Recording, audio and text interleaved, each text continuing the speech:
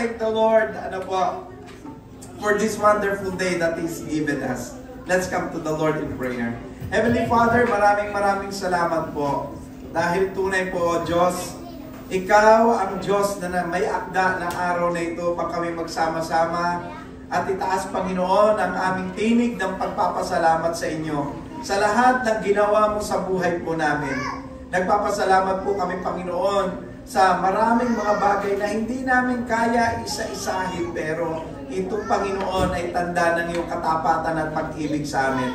Thank you, Lord, for your faithfulness and love for each and every one of us. Lord, today as we gather here, may we continue to lift up the name of the Lord Jesus Christ, the author and finisher of our faith.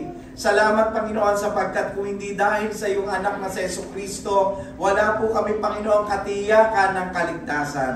Panginoon, sa araw na ito, nagsasama-sama po kami, Panginoon, upang dakilain po kayo, Panginoon, sa iyong dakilang mga gawa. Higit lalo, Panginoon, sa iyong dakilang pagliligtas sa bawat isa sa amin, Panginoon, na wala po kaming pag-asa, but because of your Son, Jesus Christ, you gave Him to us, O Lord, as a sacrifice, Panginoon.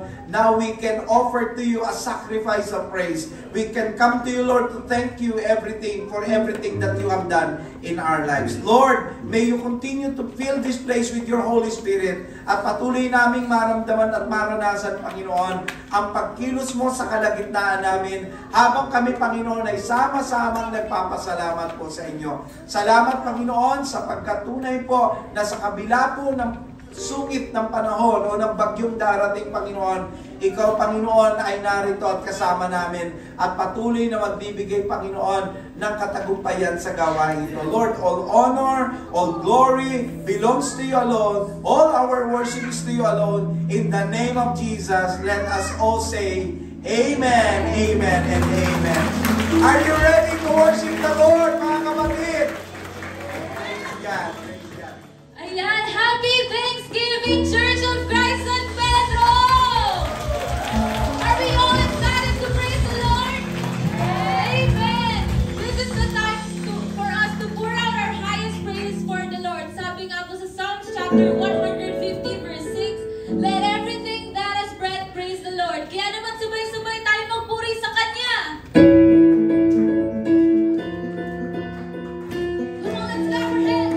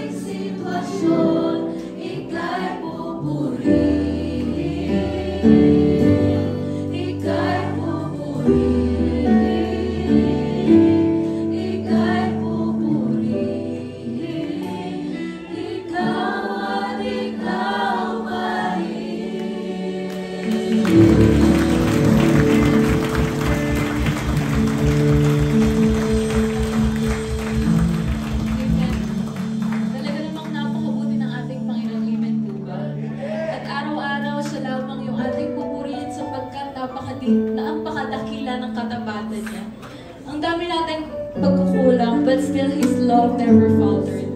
Hindi niya tayo pinabayaan. He is always there kahit minsan nawawala na tayo sa Kanya. Nandiyan pa rin siya naghihintay na magbalik tayo. Kaya naman, church, let us continue to sing our God's faithfulness for us. Let us sing kung gaano kadakila yung katapatan niya. Especially at this time.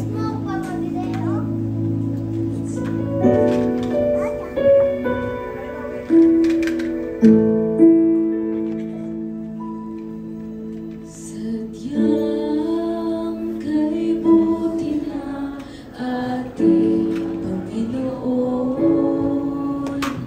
magtatapos sa habang panahon,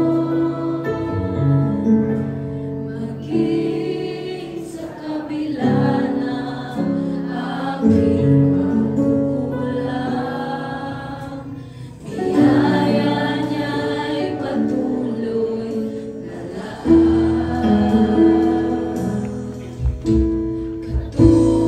katulad ng pagsinag ng pintong araw, patuloy siyang nagbibigay tanglaw.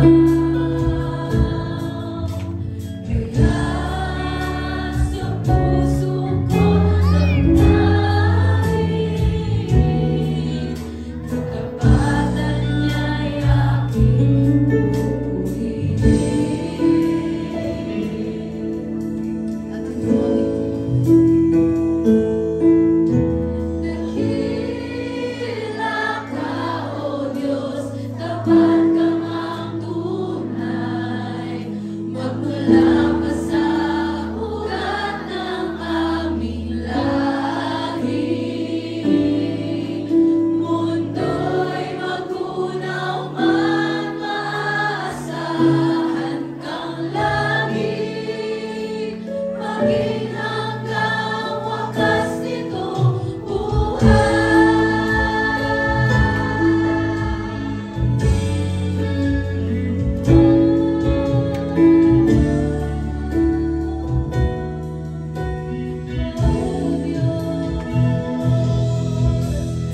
Kaya, O Diyos, ika'y aking purihin.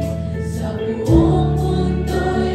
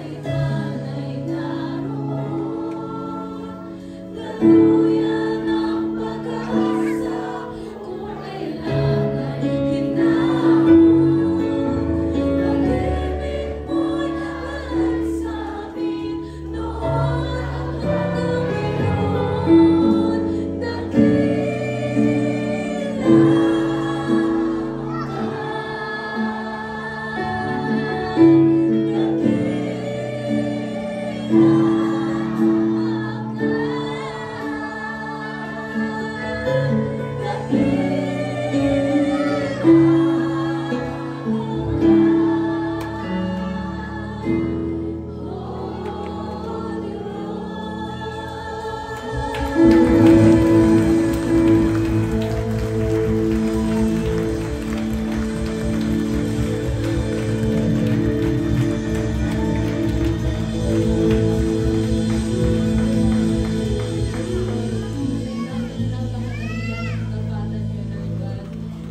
thank you, Lord God, for your faithfulness in our lives, Lord. Maraming salamat po sapagkat nandiyan po kayo palagi para sa amin at hindi po kayo nagkukulang, Lord God. Maraming salamat po, Lord God, sa provision niyo po sa amin, sa pag-iingat niyo po sa amin, Lord God. Maraming salamat po dahil kayo po ay napakapasensyoso niyo po, Lord God. Maraming salamat po sa lahat, Panginoon. Humihingi po kami ng tawad sa aming mga pagkukulang, Lord. If hindi po namin nabibigay yung dapat na papuri sa inyo, Lord God. And so today, Lord, pinupuri po namin kayo, Lord God. We offer everything we can, Panginoon. We thank you for everything, Lord. Ito lamang po, Panginoon. Nawa, Panginoon, i-bless niyo po itong araw na ito. I-program po namin, Lord God. Patuloy niyo po kami ingatan sa parating na bagyo, Lord. We thank you, Panginoon, kahit ano man po yung mangyayari, Lord God. Patuloy po namin kayo pupurihin, Panginoon. In Jesus' name we pray, Amen.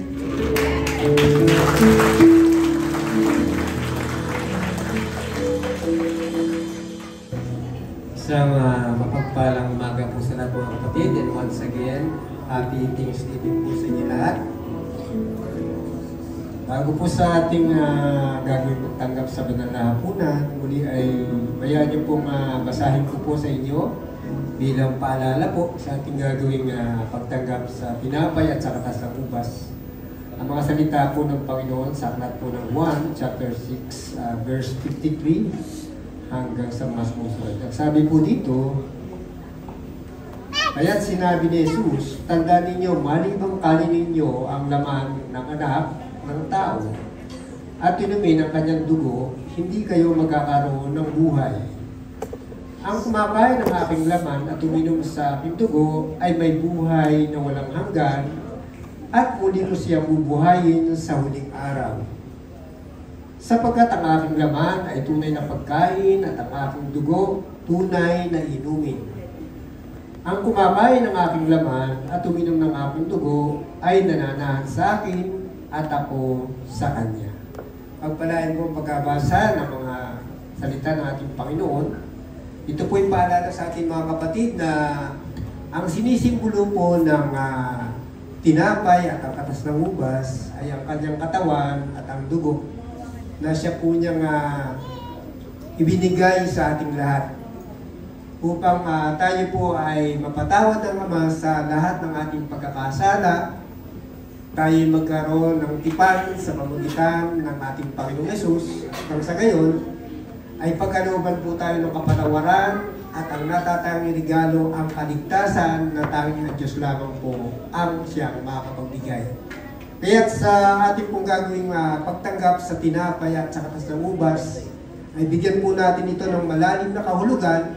Ito po ay hindi isang pangkaraniwang gawain lamang ng Iglesia, kundi ito po ay ating pag-alala sa naging katubusan po natin sa ating mga kasalanan at ang pagkaligtas po natin sa tiyak na kapahamakan.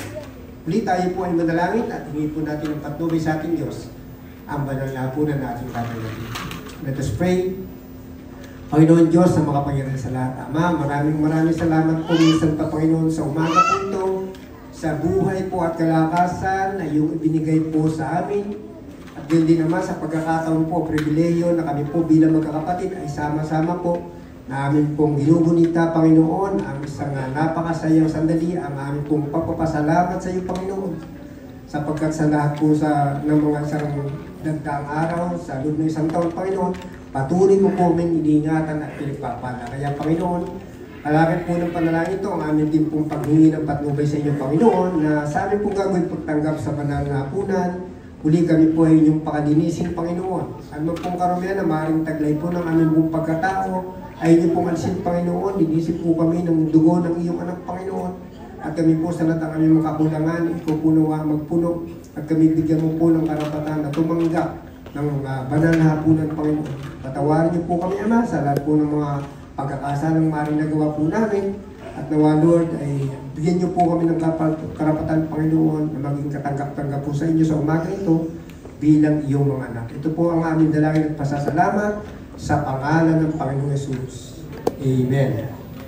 Sabi po sa aklat ng unang Korinto, ayon po sa sulat ni Apostol Pablo, chapter 11, verse 23 hanggang sa mga sumusunod, ito ang aral na tinanggap ko sa Panginoon at ibinibigay ko naman sa inyo. Ang Panginoong Yesus nung gabi siya ipagkanulo ay dumampot ng tinapay, nagpasalamat at pinagpira-pirasuto at sinabi, ito ang aking katawan na nihahandog para sa inyo. Gawin niyo ito bilang pag-alaala sa amin. Sabay-sabay po natin tanggapin ang tinapay.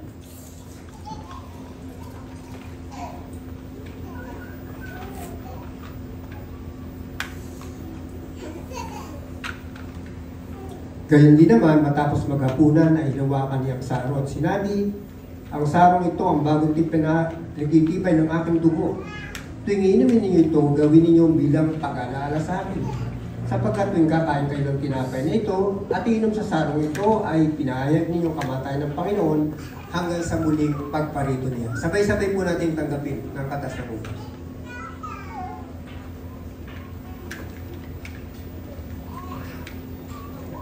Bilang lahat po naway na pagpala sa ating po pagkabasa at pagkarinig ng kanyang masalita. Amen. Amen. Gandang umaga po. Good morning. Praise God. Hallelujah. God is good. All the time. And all the time. God is good. Hallelujah. So kahit na po may bagyo, narito pa rin po tayo. Yes. Wala pong bagyo makakapigil sa pag-celebrate po ng ating araw ng pagpapasalamat po. Pero bago po tayo pumunta ron, ano ba ang isang attitude ng tao mapagpasalamat? Pag nagbigay ba tayo, nagsabi tayo ng thank you sa isang tao, anong nararamdaman natin? Saya.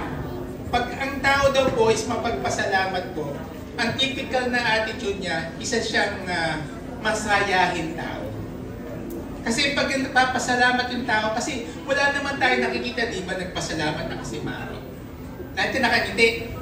Kasi may ginawa tayo sa kanila na nakatulong sa sitwasyon nila. Ganon din po tayo. Last year nagpasalamat tayo, hanggang ngayon nagpasalamat. Sino rito yung naritong umaten ng last Thanksgiving natin last 2023? Taas po kamay. Lahat po tayo pinagpala kasi narito pa tayo hanggang ngayon. Sabi nga sa TV, every blessing is a blessing. For all these years, from year 2023 hanggang 2024, binibiyayaan tayo ni Lord ng bagong umaga. Magpasalamat po tayo. Kasi sa mga biyayang yun. Kasi ang tao nagpapasalamat po, nakikita niya lahat ng magagandang bagay. Hindi siya nagpo-focus sa mga hindi magandang bagay. Yes, may bagyo ngayon. Pero narito pa rin tayo, nagse-celebrate po tayo. At mapapansin po natin, yung bagyo pong yan, tumataas siya, hindi po tumatama dito. Talagang gumagalaw po yung Panginoon natin. Kasi ayaw ni Lord na mahihinder yung ating pagpapasalamat sa Kanya. Ang verse po natin ngayon sa ating pagbibigay, makikita po natin sa 1 Chronicles 16:29. Nakalagay po dyan, give unto the Lord the glory due unto His name. Bring an offering and come before Him. Worship the Lord in the beauty of His holiness. Tatlong bagay makikita po natin dito. Hati-hatiin po natin tatlong yun. Unang-una, give unto the Lord the glory due unto His name. Bakit po ba? Ano ba si Lord? Si Lord lang naman po ang may karapatan sa lahat ng glory and honor sa buhay po natin. Yes, may talents tayo. Magaling kumanta, magaling sumayaw, magaling tumugtog. Pero lahat po yan galing kay Lord. Ginagamit po ng mga kapatid po natin yan dito para hindi po itaas sa sarili na kundi itaas po ang pangalan ng Panginoong Yesus. Kaya kung maririnig po nyo sa mga lyrics po nun, puro pasasalamat na sinasabi nila. Salamat sa Lord, salamat sa inyo. Tapos po, He deserved all the praises and glory. Siya lamang po ang dapat makareceive ng glory. Wala po tayong dapat na mahawakan ni isang bagay po doon. Ikalawa, bring an offering. Come before Him. We are to approach Him po. Hindi po ipabibigay natin. Tayo mismo lumalapit. Di ba pa nagpapasalamat po tayo? Tayo lumalapit sa tao, kinakamayan natin. Kapatid, maraming salamat. Ganun din po kay Lord. Paglalapit po tayo, mag-o-offer po tayo sa Kanya, ibibigay po natin ito ng buong puso po. Masaya po tayo. Nagpapasalamat tayo sa Kanya po. Tapos po, worship the Lord in the beauty of His holiness. Bakit nga ba? Sabi nga ito dito, to approach God with recognition of His purity and separateness from sin.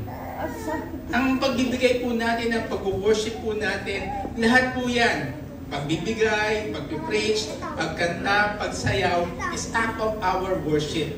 Ganon din po sa offering po natin, it's the act of our worship. Sabi natin dito, worship is not about external rituals, but a reflection of our heart's condition. Puso po ang tinitingnan ni Lord, hindi po halaga, hindi yung galing mo, hindi yung capability mo, ano ang alaman ng iyong puso. As we approach Him, as we give our tithes and our offering, our birthday gift, ibigay po natin ito na may lugod at pagpapasalamat po.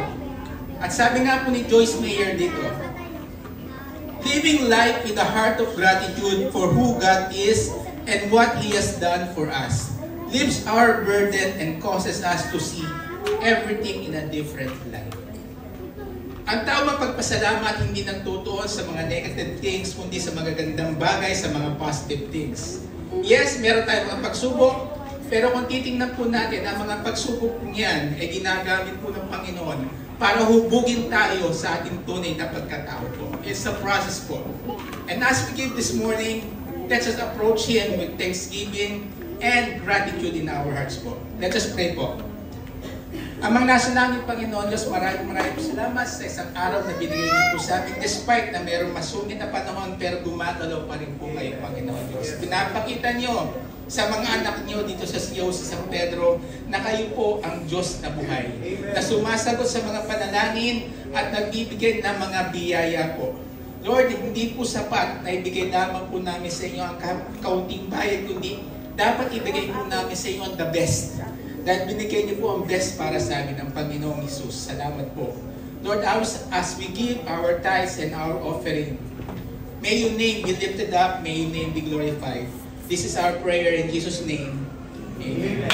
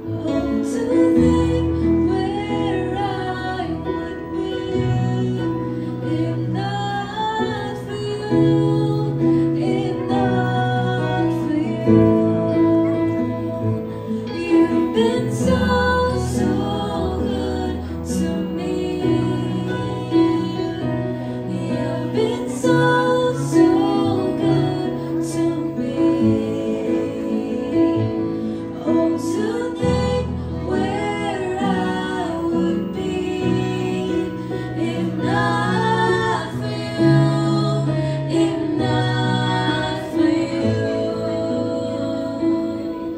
As far as eyes reach from the depths, as far as east is from the west, so far your grace has carried me. Until I see you face to face, until at last I've won my race, remind me you're not finished yet.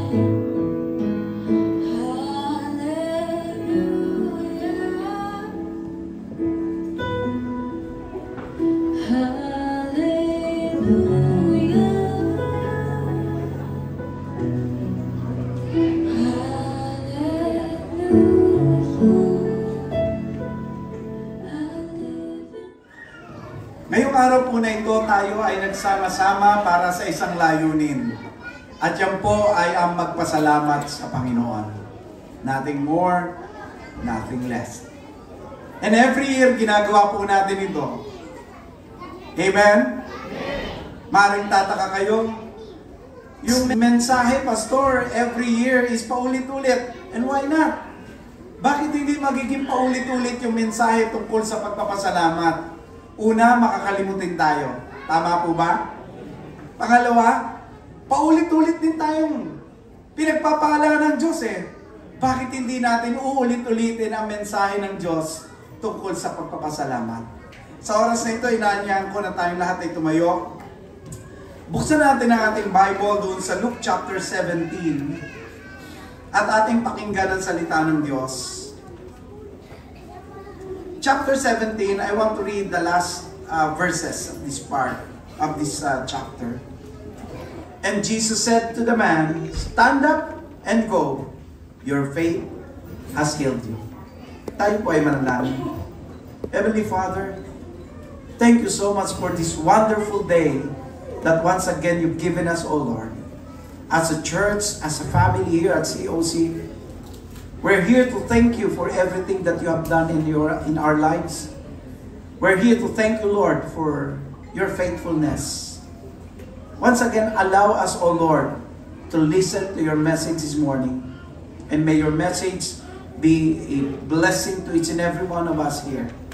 May we be reminded, Lord, that we need to possess a thankful heart every day.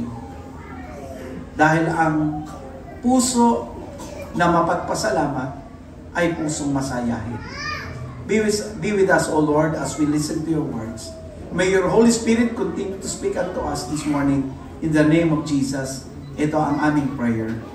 Amen. We may be seated now. Puntahan po natin yung Luke chapter 17. Let's start from verse 11 para makita po natin yung background ng ating pinag-aaralan. Ang sabi po rito, as Jesus continued on toward Jerusalem, he reached the border between Galilee and Samaria. As he entered a village, 10 men with leprosy stood at a distance, crying out, "Jesus, Master, have mercy on us." He looked at them and said, "Go, show yourselves to the priest." Gusto po makita natin unang-una mga kapatid, yung kalagayan ng mga taong ito. Sila po ay mayroong ketong. At sa panahon po nila, maging sa panahon naman natin ngayon, kapag ka po ikaw ay mayroong ketong, outcast ka. Hindi ka pwedeng sumama sa community. You know why? Because nakakahawa ang sakit po na ito. Ito po kasing sakit na ito ay yung tipong nauubos ang daliri, pwedeng nauubos ang tenga o ang ilong. Bakit po? Because of scratches, yung kakakamot po. Ito po yung sakit o uri ng sakit na meron sila. And therefore, noong mga panahon po na yun, pag may sakit kang ketong, ilalagay ka po sa labas. Outcast ka. Nung napantaan si Jesus dito sa pagitan ng Galilee at ng Samaria, nakita nila ang Panginoon. And maybe nadidinig na nila ang tungkol sa Panginoon. Maybe nadidinig na nila kung ano ang nagagawa ni Jesus. Nadinig na nila ang mga himala. Nadinig na nila kung ano ang kapangyarihang merong taglay ang Panginoong Jesus. And at this moment, they grab the opportunity to call on the Lord. And that's a wonderful thing. Amen? Na every time na maaalala natin ang Panginoon, it's an opportunity for us to call on the Lord. Amen? Marami po sa ating nakakalimutan yun. Ang naaalala po natin ay yung sitwasyon natin o yung problema po natin, pero nakakalimutan po natin kung minsan tumawag sa Panginoon. Wala pong ibang makakatulong sa atin, kundi ang Panginoon. At ang kailangan lang po natin, tumawag sa Panginoon. Pero most of the time, nakakalimutan na maraming taong tawagan ng Diyos. Tinawagan ng kapitbahay, tinawagan ng kaibigan, tinawagan ng kamag-anak, at ang kahuli-hulihang tinawagan ay ang Diyos. Hindi po. Dapat po nating ma-realize that at the point of our problem, ang una mong tatawagan ay walang iba kundi ang Panginoon, because walang ibang tutugon sa problema mo at makapagbibigay ng solusyon at himala sa pinagdadaanan mo kundi ang Panginoon. Amen? Now, kapag po tayo may pinagdadaanan, laging ilagay sa isip, tatawag ako sa Diyos. Dito sa pagkakataong ito, nung dumaan ang Panginoon, nakita po nila ang solusyon. Nakita po nila kung sino yung miracle maker. And so at that point of time, they call unto the Lord. Sabi po nila, crying out, Jesus, Master, have mercy on us. Ganun na lang po yung pakiusap nila. Sabi po nila, nung makita nila ang Panginoon, Master, have mercy on us. How many of us, when we call unto the Lord, there is such humility? Ilan po sa atin na kapag tumawag sa Panginoon ay naroon yung pagpapakumbaba? Minsan nakakalungkot isipin. May ibang tumatawag sa Panginoon hindi para magpasalamat, hindi para humingi ng tulong. May ibang tumatawag sa Panginoon para questionin ang Panginoon. Lord, bakit naman ganito? Bakit naman ganyan? Ako naman ay mabait. Ako'y naglilingkod sa inyo. Bakit kailangan mangyari sa akin to? Meron pong iba na kung kailan sila naging masipag sa Panginoon, doon nila nasasabi na, Lord, bakit gano'n? Kung kailan ako naging masipag sa iyo, kung kailan ako naglingkod sa iyo, saka naman dumating sa akin ang ganitong pagkakataon. Walang humility. Brethren, the Lord is calling each and every one of us this morning that when we call unto the Lord for help, there should be what we call humbleness. There should be what we call humility. Ito mga taong ito, sabi po nila, have mercy on us, maawa ka sa amin, showing Jesus Christ na wala po silang magagawa on their own. And then ang sabi ng Panginoon, verse 14, He looked at them and said, go yourselves to the priest. Nung tinignan sila ni Jesus, ito po ang maganda. Ito ang catch dito, that every time na ikaw ay tumatawag sa Panginoon, hindi ka iisnabi ng Panginoon. Alam mo, pag tumawag ka sa kaibigan mo, minsan nakikita nila, ini-snap nila yan. Minsan may mga tawag ka, ini-ignore lang nila. Na-experience nyo na yan? Nagawa nyo na yan? May tumatawag sa inyo, pero alam mo na kung may kailangan to, ignore. Pero si Lord hindi. Kapag tumawag ka sa Panginoon, He will pay attention to your call. Especially when you call with humility, when you call with humble heart, He will look at you. Titignan ka niya, papakinggan ka niya. He'll pay attention. And then He will give an instruction. Yun po maganda. Ano po sabi ng Panginoon sa kanila? Go show yourselves to the priest. Teka muna, Pastor. Bakit hindi sa doktor? Bakit hindi sa doktor pinapunta? Di ba yung doktor ang magsasabi? No, di po. During those days, mga kapatid, ang inappoint ng Diyos, ang itinalaga ng Diyos na magsasabi kung sila po ay nagkaroon ng tinatawag nating healing. Because ito pong leprosy, wala po itong solusyon. Wala itong gamot. And the only one who can heal this kind of disease is our God. And for them to really know kung sila ay gumaling, kailangan punta sila doon sa priest. at yung priest ang magsasabi na talagang nagkaroon ng himala sa buhay nila, talagang sila ay magaling na. Inappoint ng Diyos ang mga priest, hindi lamang para mamagitan sa taong makasalanan at sa Diyos. Inappoint sila ng Panginoon para mag-declare kung sino po yung pinaghimalaan ng Diyos. Kaya anong sabi ng Panginoon?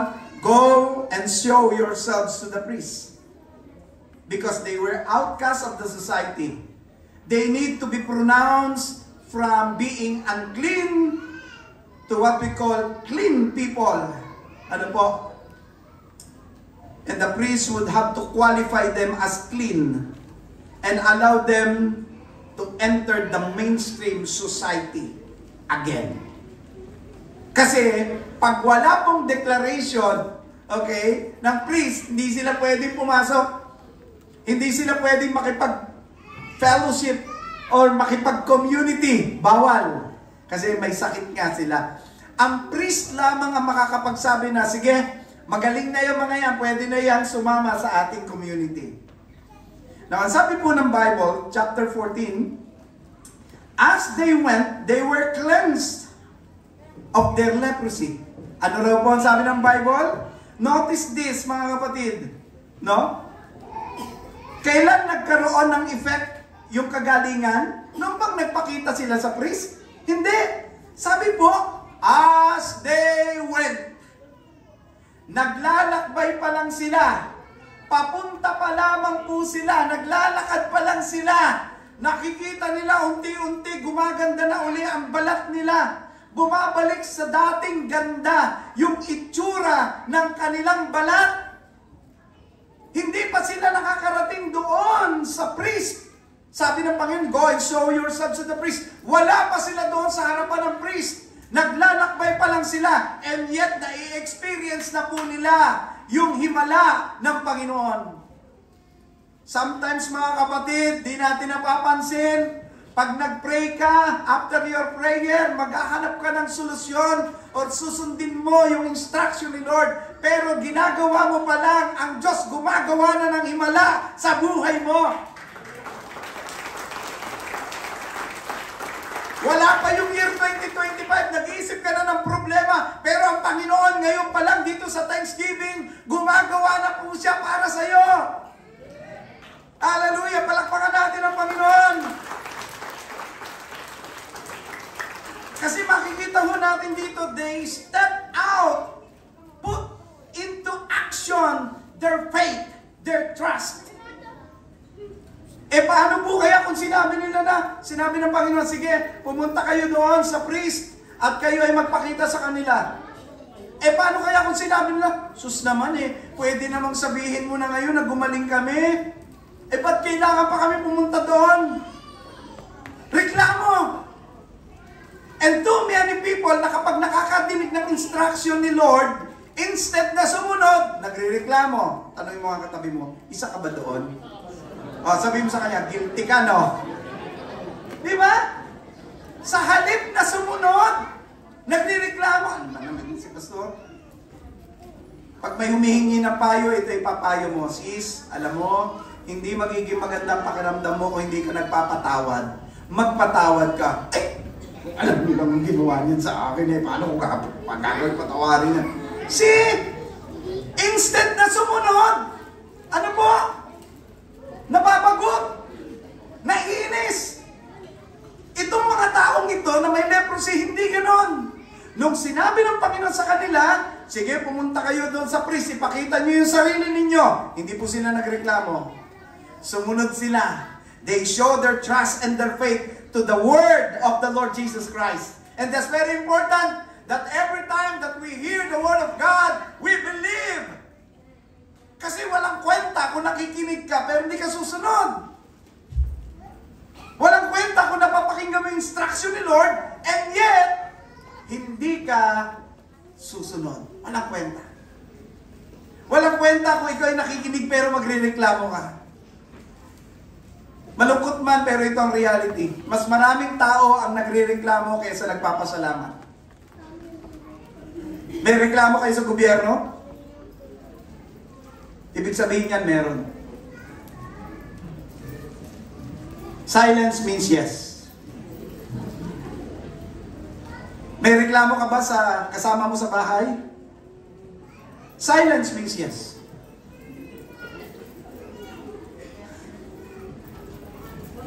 Every time na meron pong nangyayari sa buhay po natin, we always complain. The greatest problem of humanity is complaints. Complaints. We complain a lot. And we complain for everything. Very seldom tayo nagpapasalamat. And I remember these proverbs, and sabi, I complain for I have no shoes till I saw a man with one foot. Nagrereklamo ako dahil wala akong sapatos hanggang makita ko ang isang tao, iisa lang ang paa. Sometimes hindi po natin nakikita yon. We just complain kung anong situation natin, pero hindi natin nakikita, meron palang mas malalang problema ang iba as compare sa iyo. Sabi po rito, as they went, hindi pa sila nakakarating, these 10 men get healed. They got healed. And then verse 15, ang sabi po rito, one of them when he saw, look at this, one of them when he saw that he was healed, came back to Jesus, shouting, praise God! Wow! Ano masabi rito? Yun daw pong isang lalaki, nung napansin niya na gumagaling na siya, yung balat niya naging tulad ng isang baby. Gumanda. Bumalik sa dati. Ano po ang sabi ng Bible? One of them, when he saw that he was healed, came back to Jesus shouting, praise God! Gaano karaming tao na pag napunapo nila yung ginagawa ng Diyos ay napapasigaw at bumabalik kay Jesus at napapasigaw ng praise God! Kanina, napakaganda po nung scene na nakita natin.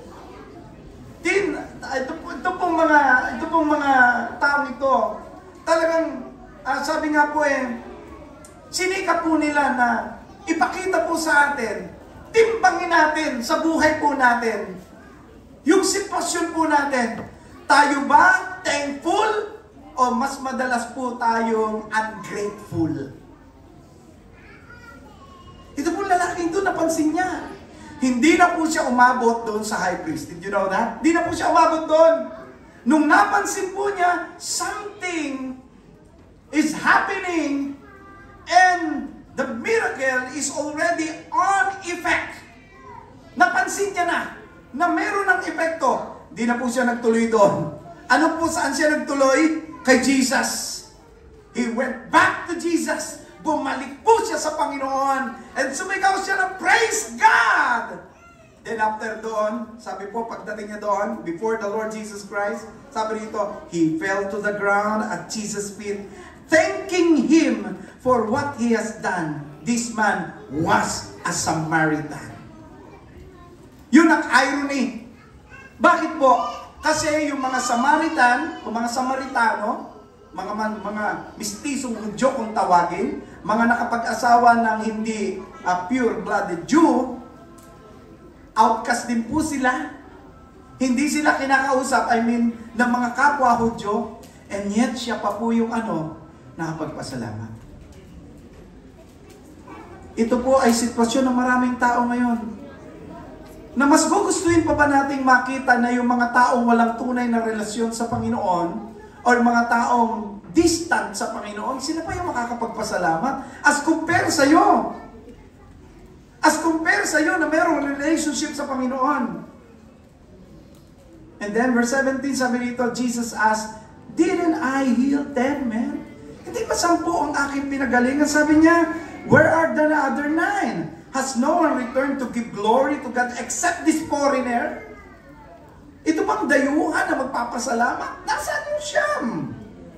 Ibig sabihin ni Jesus, yung Siyam hindi foreigner. Kababayan niya. Okay? Pure-blooded Jew. And yet, ang bumalik po ay isang Samaritano at yun ang nag-express ng praise God. Ito yung nag-express ng pagsamba, nag-express ng pasasalamat sa Panginoong Jesus. And Jesus said to the man, stand up, go, your faith has healed you. What are the messages of this story to us? About our theme, sama-sama sa pagpapasalamat. Number 1, be grateful for what He has done. Brethren, be grateful for what He has done. Often we become so focused on our current need, we forget to be grateful for what God has already done in our lives. Saan tayo nakafocus? Doon sa kailangan. Yung pong siyam saan nakafocus? Doon sa priest. Naku, kailangan ko magpakita sa priest. Pero sa totoo lang po, sabay-sabay po silang nakaranas ng kagalingan. Nung umabot kaya sila sa priest, ano kaya nangyari? Pwedeng nakapagpakita na sila. Naisip ba nilang bumalik sa Panginoon para mag-thank you? Naisip po ba nila?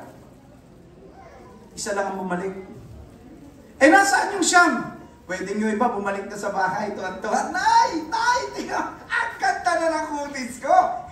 Alam mo naman naghimalaan Diyos Where are the 9? Baka yung iba nag-apply na ng trabaho. Uy! Matatanggap na ng trabaho. Bakit? Magaling na ako O kaya yung iba naman, bumalik na doon sa kanilang mapapangasawa. Oy dear, tuloy na ang kasal. Bakit? Matagal-tagal ka na naghihintay. Ito na ako. Magaling na. Okay na ako. O kaya naman, yung iba bumalik sa barkada. Oy! Tuloy na ang kasiyahan. Magaling na si kumpare. Where are the 9? Many of us are like that with our God. We're so focused on our present need, with our present issue, with our present crisis, and we forget to be grateful sa mga ginawa ng Diyos sa atin. Maraming ginawa ang Diyos sa atin nung nakaraang Thanksgiving. Up to this point na nagse-celebrate tayo, marami o konti? Ang tanong, nasaan kaya ang iba para magpasalamat? Alam nyo, ang reason kung bakit tayo makapagpasalamat, kasi nakafocus ka doon sa krisis mo ngayon. Hindi ka nakafocus sa mga blessings ng kahapon. It's time for us to remember the blessings of the Lord. It's time for us to remember what God has done for each and every one of us. Amen? Let's clap our hands to our God. The second lesson that we can learn: be grateful of God's goodness and faithfulness. We must remember that worship always begins with thanksgiving to remind ourselves of God's goodness and faithfulness. Sa prayer po natin, ang una, magpasalamat tayo. Sa devotion time natin, magpasalamat tayo. Sa worship time natin, magpasalamat tayo. Ang question ko po ito, do you always begin by thinking of the things you are grateful for? Pag ba ikaw ay mananalangin, ang nasa isip mo ba ay ang pasalamat sa Diyos? Pag ba ikaw ay magdi-devotion, ang nasa isip mo ba ay pasalamat sa Diyos? Kapag ba ikaw ay pupunta sa pagsamba, pagpasok mo pa lang dyan sa pintuan, ang nasasabi mo ay pasasalamat sa Diyos? Ganun po ba? Let us be thankful, mga kapatid, for everything that we have. Magpasalamat ka kung meron ka ng sasakyang tricycle. Amen? At least hindi ka maglalakad. Amen? Magpasalamat ka kung ikaw ay may natitirang bahay. At least hindi ka na andyan sa kalye. At pag umulan at umaraw, matutuyo or mababasa ka. Magpasalamat ka kung anong damit meron ka. Bakit? Dahil meron ka kasuotan na sa panahon ng taglamig o tag-init ay may susuot mo. Magpasalamat ka kung meron kang asawa, hindi man perfect, pero tignan mo, pinagtsatsagaan ka. Woo! Palakpakan natin ang Lord, di ba? Magpasalamat ka kung meron kang anak na makukulit. Bakit? Normal yan. Ikaw nga din makulit Normal sa bata yan. Be thankful. I mean, kung hindi mag-perfect ang buhay, at least makita natin yung mga bagay na magaganda sa buhay na hindi perfecto. Tama? Be thankful. Ano po ang sabi ng Psalms 95 verse 2? Let us come to Him with thanksgiving. Let us come to Him with thanksgiving. Let us sing psalms of praise to Him. Do you come in the Lord with thanksgiving? You know, masarap po yung you are going before God to thank Him. Tignan yung Psalms 100 verse 4 and 5. Enter His gates with thanksgiving Ano raw? Enter His gates with thanksgiving. Go into the courts with praise. Give thanks to Him and praise His name. For the Lord is good. His unfailing love continues forever, and His faithfulness continues to each generation. Now, to fully understand this, mga kapatid, gusto ko makita niyo yung temple court. Diyan sa temple court, makikita ho nyo, meron tinatawag po nating entrance. Tama? Bawal pumasok dyan yung galit sa Diyos. Bawal pumasok dyan yung nakasimangot. Bawal pumasok dyan yung masama ang loob kay Lord. Bakit? Sabi po kasi ng Bible, enter His gates with thanksgiving.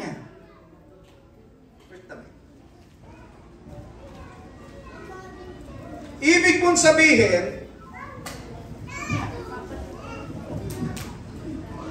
pong sabihin ganito, papasok ka pa lang dito, dapat nagpapasalamat ka na. Hindi yung papasok ka dyan, puro ka reklamo. Papasok ka dyan, masama ang loob mo. Papasok ka dyan, galit ka. Sino po rito pumasok sa church masama ang loob? Pakitignan mo nga yung katabi mo, mukha ba masama ang loob? Ano ba yan? Inaya-aya ako. Ayoko naman talagang pumunta rito sa Thanksgiving na to eh. Sarap-sarap ng tulog ko eh. Abala naman kasi. Matutulog pa ako. Mga kapatid, wrong! Mali! Bakit po? Because ang sabi mo rito, enter His gates with thanksgiving. Pagpasok mo rito sa outer court na ito, dapat ang puso mo punong-puno ng pasasalamat sa Diyos. Ang tanong po, nung ba pumasok ka rito, punong-puno ka ng pasasalamat? O nung pumasok ka dito, punong-puno ka ng reklamo? Ayan, dami-dami naman tao dito. Eh kasi nga po, Thanksgiving to. Anong gusto mo? Thanksgiving, ikaw lang mag-isa. Ano ba naman yan? Ang sikip-sikip. Walang maupuan.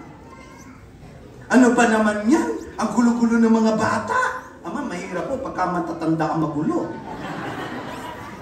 Pag mga bata magulo, okay yan. Kasi mga bata yan.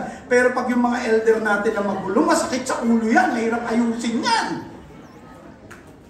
Sabi po, enter His gates with thanksgiving. Alam po ba ninyo mga kapatid, pagpasok nila dito mga kapatid, dala-dala nila yung mga offering nila, sumasayaw sila, pumapalakpak sila, nagpupuri sila sa Panginoon. When they enter this outer court mga kapatid, naandoon agad yung kanilang pagtalon, pagpupuri at pagpapasalamat sa Diyos. Ibig sabihin, pagpasok nila, ganadong-ganado sila. Tanong po, sino pumasok dito na ganado-ganado sa presensya ng Diyos? Baka pag-akyat nyo dyan eh. Ano ba naman to? Thanksgiving pa kasi. Si pastor naman. Ay. Sino yung umakyat dyan na walang kagana-gana? Good morning po. Good morning.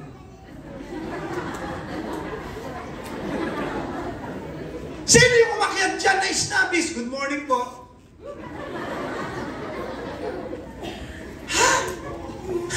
Enter His courts with thanksgiving. Ibig sabihin, pagpasok niyo, naku, praise the Lord. Magpapasalamat tayo sa Panginoon. Masayang masaya ka. Bakit? Dahil andito ka sa presensya ng Diyos, magpapasalamat ka sa lahat ng mga blessings na binigay niya sa'yo.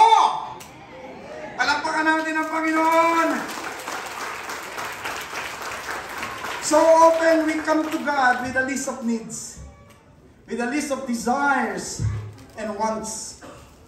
You know, when we approach God, enter with thanksgiving. Lord, thank you po sa kalusugan ko. Amen mo ba? Amen? Lord, salamat po sa totoo lang. Malapit na po akong mamatay, pero salamat po kasi buhay pa ako. Amen? Hindi yung pagpasok ko pagpapunta, ano ba naman buhay ito, Lord? Punong-puno ako ng problema. Bakit nagkagalit ang buhay ko? Akala ko ba, Lord, mahal na mahal mo ako? Akala ko ba, Lord, iniibig mo ako, ba't ganito buhay ko? Puro reklamo! Kaya pagdating ng praise and worship, umawit po tayo. Umalakpak po tayo. Malakas na nga ito eh. Hindi ganun ang gusto ng Diyos. Sabi mo nga sa katabi mo, hindi ganun ang gusto ng Diyos. Gusto ng Diyos, magana! Sagana! Huwag kang mahiya kay Lord. Ilan sa inyo pagpasok dito, nagpapasalamat sa trabaho? Lord, thank you po may trabaho ako. Kahit po nakakapagod, at least kumikita. Amen? Iba naman ang prinsipyo. Lord, hindi na po baling tamad, hindi naman pagod. Ano klaseng prinsipyo sa buhay yun? Galit ka ng Diyos sa ganon. Alam niyo po, there's a lot of reason to be thankful. And there's a lot of things that we need to be thankful for. Lord, salamat sa pamilya ko. Ilan dito nagpapasalamat? Yung pamilya niya, yun ang pamilyang binigay ng Diyos sa kanya. Come on. Ay, hindi magtaas ha? Tignan nyo, hindi magtaas. Tignan nyo. Oh, palapakan natin ang Panginoon kasi thankful tayo. Meron po ba sa inyo na nagsisisi, yan ang naging pamilya nyo? Meron po ba nagsabi sa inyo, Diyos ko po, bakit ba ito naging pamilya ko? Ano ba nangyari? I hope you're so thankful because yan ang pamilya binigay ni Lord sa iyo. Amen? Ano ba sabi ng Bible? Philippians 1:3. Every time I think of you, sabi ni Paul sa example niya, I give thanks to my God. Colossians chapter 1 verse 3, ang sabi niya, we always pray for you and give thanks to God, the Father of our Lord Jesus Christ. Philemon chapter 1 verse 4, I always thank my God when I pray for you. Mga kapatid, are you always thankful? You should. You should be thankful. Pangatlong bagay po, be grateful, for it calibrates our heart to God's. When we say recalibrate your heart to God's, means to adjust your feelings and thoughts to be more in line with God, what God wants for you. It suggests that by being thankful, you can be better connect with God and understand His love and guidance. In other words, focus on gratitude to help you feel more closer to God. Being thankful is a counterculture to the ways of the world, and yet, yun ang dapat po nating ipakita, yun ang dapat po nating gawin. Dahil sa dami ng mga taong hindi nagpapasalamat, I am so grateful because andito ka para magpasalamat sa Diyos. Palakpakan natin si Lord. Yes, tuloy mo yung palakpak na yan. Philippians chapter 4, verse 6 to 7. Don't worry. Listen to this. This is very beautiful. Don't worry about anything. Instead, pray about everything. Tell God what you need and thank Him for all He has done. Nagpe-pray ka pa lang, hinihingi mo pa lang, magpasalamat ka na. Then, you will experience God's peace which exceeds everything we can understand. His peace will guard your hearts and minds as you live in Christ Jesus. Philippians chapter 2 verse 6 to 7. So then, just as you receive Christ Jesus as Lord, continue to lives in Him, rooted and built up in Him, strengthened in the faith as you were taught, and overflowing with thankfulness. Overflowing with thankfulness. Tanong po, nag-uumapaw ba ang pasasalamat sa inyo? Nag-uumapaw? Yung pasasalamat nyo, uncontainable sa heart nyo? Hindi ko masyado marinig. Nag-uumapaw ba ang pasasalamat ninyo sa Panginoon? Then palakpakan natin si God. Lastly, be grateful with intentionality.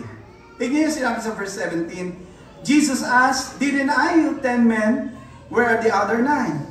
Has no one returned to give glory to God except this foreigner? And Jesus said to the man, stand up and go. Your faith has healed you. The man who was healed intentionally went to Jesus to praise God, to thank Jesus for what He has done.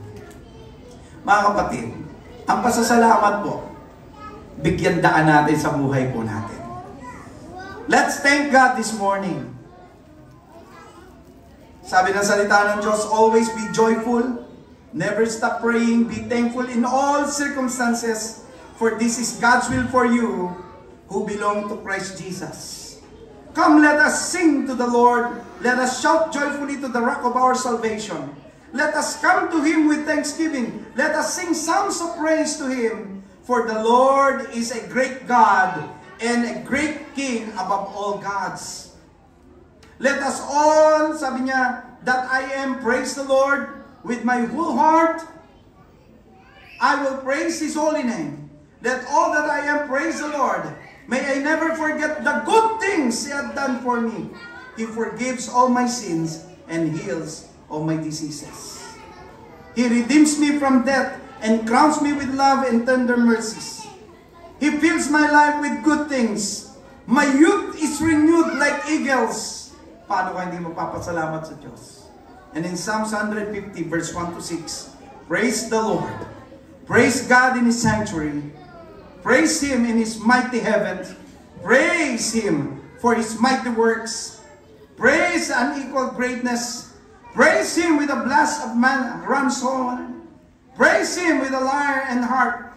Praise Him with a tambourine and dancing. Praise Him with strings and flutes. Praise Him with clash of cymbals. Praise Him with a loud clanging cymbals. Let everything that breath sings praises to the Lord. And everybody will say, praise the Lord. Pwede ba natin sabihin yun? And everybody will say, praise the Lord. Palakpakan natin ang Panginoon.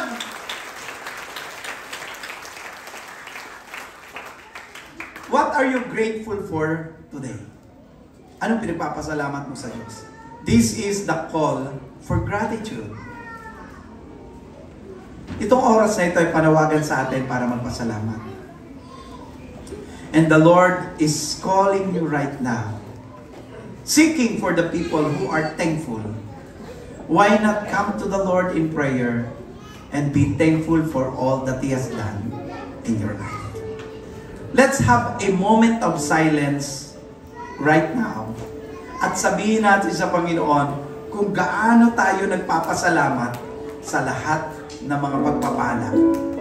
Pwede mong isa-isahin sa Kanya ang mga pasasalamat mo at sabihin sa Kanya, Lord, salamat sa katapatan at blessings mo. Can we close our eyes right now? And I'll give you a moment to be silent just to express your thankfulness to God. Patuloy po tayo magpulit ng pasalamat sa Diyos sa ating pong magtatapos. Tayo po ay manalangin. Magsita niyo po tayo lahat bilang paggalang sa Diyos. Ama naming Diyos, maraming salamat po sa oras na ito. Kami po ay binigyan niyo ng kagalakan sa puso. Binigyan niyo po, Panginoon, kami ng pagkakataon upang kayo, Panginoon, ay aming alayan ang pagpapasalamat. Alayan po, Panginoon, ang aming pagpupuri at ang aming pong pagsamba, Panginoon. Salamat po na walang hanggan na dahil ikaw yung Diyos na siyang pumili, tumawag sa amin at kayo yung Diyos na nahabag sa amin sa kabila ng kami po, Panginoon, ay naging matigas ang ulo, naging makasalanan, Panginoon. Salamat po sa biyayang ito. Salamat din po, Ama, dahil tinuruan niyo po, Panginoon, kami na hanapin kayo at kayo po, Panginoon, ay aming tanggapin sa aming buhay. Maraming salamat po dahil kami po ay iniligtas ninyo sa aming tiyak na kapahamakan. Hindi po, Panginoon, kami napapunta sa kabilang dako ng kasalanan na naghahari ay ang Diablo, Panginoon. Salamat po sa mga kaluluwa na tumanggap sa inyo sa oras na ito, Panginoon. Alam namin, Panginoon, na walang hanggan ang kagalakan ng mga anghel sa langit, lalo na po, Panginoon, kayo. At ganun din po, Panginoon, kami dahil meron na naman kayong mga kaluluwa na dadagdag na maligtas, Panginoon, upang sa ganun, sa pagbabalik ninyo, Panginoon, ay sama-sama kami na sa inyo ay sasalubong at dadalhin nyo kami, Panginoon, sa inyong kaharian.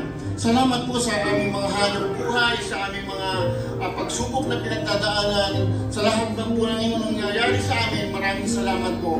Dahil, Panginoon, kami inyong tinawag, kami po, Panginoon, ay tinuruan na kumilala sa inyo. At ganoon din po, Panginoon, sa oras na ito, kami po, Panginoon, ay hinihiling ng aming po Panginoong narinig na iyong salita ay aming may sa buhay, na ang aming po Panginoong buhay ay aming ialay sa inyo, upang sa ganon sa lahat ng mangyayari, upang maging masama man, maging mabuti man, maging kasaganaan man, Panginoon, ay magpasalamat kami, Panginoon, sa inyo. Dahil kayo yung Diyos na siyang may-ari sa amin, Panginoon. At ito ay aming pong italaga sa aming buhay, na kami ay magpasalamat sa minuminuto ng aming buhay. Ano man, Panginoon, ang aming pinagdadaanan. Ano man, Panginoon, ang aming natatanggap. Kasaganaan, kalungkutan, pamimighati, Panginoon. Pasalamatan namin dahil kayo yung bahala sa amin. Kayo po, Panginoon, yung sasakdulo sa amin. Kayo po yung magtatanggol sa amin. Kayo po ang mag-iiganti sa amin kung kami ay naapi. Kaya, Ama, walang dahilan kung bakit kami ay hindi magpapasalamat sa inyo.